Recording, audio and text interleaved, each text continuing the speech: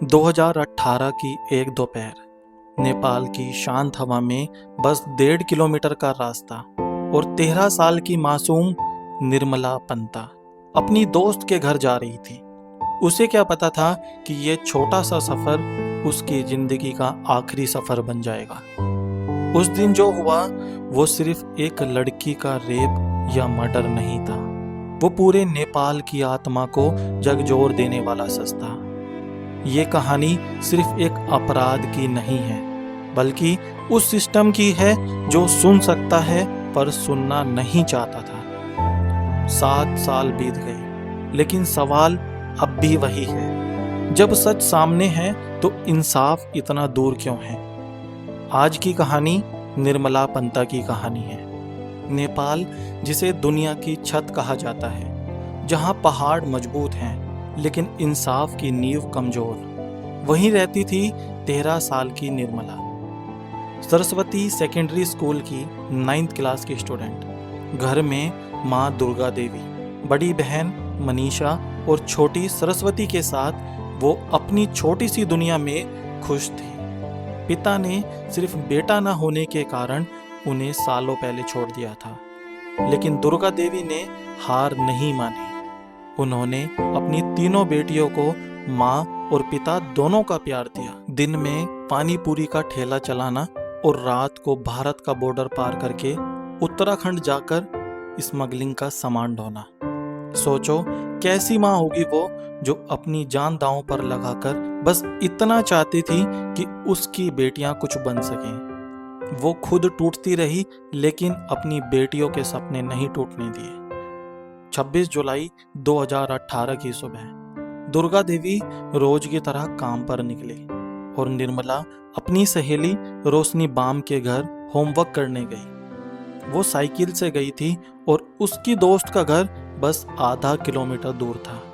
सब कुछ नॉर्मल था, एक मासूम बच्ची अपने दोस्त के घर जा रही थी। लेकिन दोपहर 3 बजे जब वो रोशनी के घर से निकली तो वो रास्ता जो बस कुछ मिनटों का था, उसकी जिंदगी का आखिरी रास्ता बन गया। शाम ढली, रात आई। माँ ने सोचा शायद वो किसी रिश्तेदार के घर गई होगी, लेकिन जब सुबह तक बेटी नहीं लौटी तो दिल कांप गया। अगली सुबह पास के गन्ने के खेत में पुलिस को निर्मला की लाश मिली। शरीर पर 48 जख्म थे, हड्डियां टूटी हुई, कपड़े फटे हुए थे और उसकी आंखें खुली हुई, जैसे अब भी पूछ रही हूं मैंने क्या गलती की थी। पूरा नेपाल सन रह गया। वो 13 साल की बच्ची किसी की बेटी नहीं, पूरे देश की शर्म बन चुकी थी। लेकिन सबसे डरावनी बात यह थी कि असली लड़ाई अब शुरू हुई थी, इंसाफ की। डीएनए रिपोर्ट्स गलत आई, सबूत मिटाए गए, फुटेज गायब हुई और पुलिस ने केस को बार बार गलत दिशा में मोड़ा। हर नया बयान बस पुराने घावों को गहरा करता गया। सड़कों पर लोग उतर आए, भीड़ उमड़ पड़ी। हर जगह एक ही आवाज घूम रही थी, जस्टिस फॉर निर्मला। माएँ अपनी बेटियों को कसकर पकड़े थी, आंसू आंखों में थे लेकिन आवाज में आग थी। कंचनपुर से लेकर काठमांडू तक गुस्सा फैल गया, लेकिन अफसरों की कुर्सियां नहीं हिली। लाठी चली, आंसू गैसें छोड़ी गई, लेकिन लोगों की आवाज नहीं टूटी।